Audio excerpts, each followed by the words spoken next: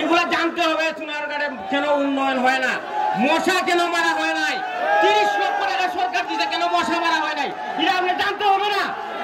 আমরা উন্নয়ন করি, শিল মাইরা দিমু, শিল মাইরা দিমু, শিল মাইরা দিমু। শুনতে হবে সোনারগাঁড়ে পৌরসভা আমরা আপনাদের জন্য কি করতেছি, আপনি জানতে হবে না। সোনারগাঁড়ে 30 লক্ষ টাকা আসছে মশা মারার জন্য, আপনি কেন মশা মারা হয় নাই, এগুলো মানুষ জানতে হবে না। আমাকে বলার সুযোগ দেন আপনারা, 1 মিনিট। সোনারগাঁড়ের মানুষ কেন, এগুলা জানতে হবে। সোনারগাঁড়ে কেন উন্নয়ন হয় না, মশা কেন মারা হয় নাই, 30 লক্ষ টাকা সরকার দিতে কেন মশা মারা হয় নাই, এটা আপনি জানতে হবে না। আমরা উন্নয়ন করি।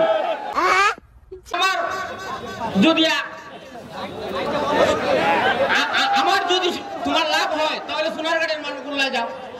কিছু দুর্নীতির কথা বলা হয়েছে, দুর্নীতি আছে, সোনারগাঁড় দুর্নীতি আছে।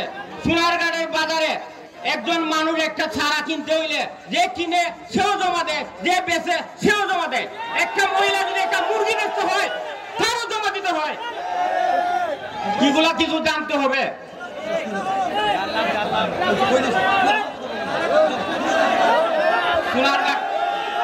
সোনারগাঁড়ে উন্নয়ন থেকে মানুষ বঞ্চিত, কেন বঞ্চিত আপনারা একটু যদি না বলার সুযোগ দেন আপনারা। সোনারগাঁড়ের মানুষের শুনতে হবে। সোনারগাঁড়ে পৌরসভা আমরা আপনাদের জন্য কি করতেছি, আপনি জানতে হবে না। সোনারগাঁড়ে 30 লক্ষ টাকা আসছে মশা মারার জন্য, আপনি কেন মশা মারা হয় নাই, এগুলো মানুষ জানতে হবে না। আমাকে বলার সুযোগ দেন আপনারা, 1 মিনিট। সোনারগাঁড়ের মানুষ কেন, এগুলা জানতে হবে। সোনারগাঁড়ে কেন উন্নয়ন হয় না, মশা কেন মারা হয় নাই, 30 লক্ষ টাকা সরকার দিতে কেন মশা মারা হয় নাই, এটা আপনি জানতে হবে না। আমরা উন্নয়ন করি, আমরা উন্নয়ন করি, আমরা মানুষের খেদমত করি, অনেক খেদমত করি। আমরা সোনারগাঁড়ের মানুষ আমাদের অফিসে গেলে একটা লাল চা খাওয়াই। এই লাল চার দাম কত করে এটা তো মানুষে জানতো। মাসের শেষে দেখা যায় বিল করলে বলে একটা লাল চার দাম 25 টাকা। এগুলো মানুষ জানতে হবে না, সোনারগাঁড়ের মানুষ। কাজে সময় নাই, তারা অনেক কিছু বলার ছিল, বাকি আগামী দিন সুযোগ পেলে বলবো। সোনারগাঁড়ের মানুষে আমরা কি উন্নয়ন করেছি সোনারগাঁড়ের মানুষের জন্য। মানুষ এখন আল্লাহর কাছে হওয়া ছাড়া আর কোনো পথ নাই।